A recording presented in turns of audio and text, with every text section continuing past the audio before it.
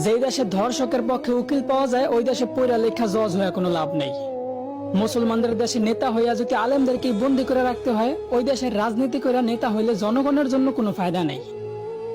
৯৫% মুসলমানের দেশে যদি মুসলমানদের কষ্টগুলাই তুলে ধরা না যায়, ওই দেশে নামি দামি সাংবাদিক হইয়াও কোনো লাভ নেই।